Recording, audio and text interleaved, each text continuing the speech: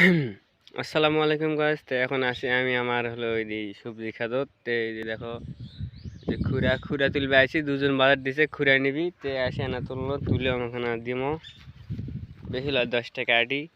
এই দেখো সেন হলো পুঁই শাক, দেখো যেগুলো আমার সবজি খেতে পুঁই শাক, এদের কাটুয়া খুরা, দেখো সিন এগুলো হলো কাটুয়া খুরা, এগুলো হলো পুঁই শাক।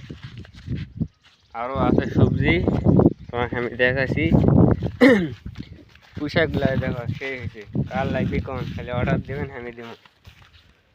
এই দেখো তরমুজ, কদু, আর ব্যাঙ্গি দেখাচ্ছে তোমাকে, তোমার ব্যাঙ্গি দেখেছেন ব্যাঙ্গি, এই যে বড়ই হয়েছে। আরও একটা আছে থামা বড় দেখাচ্ছি।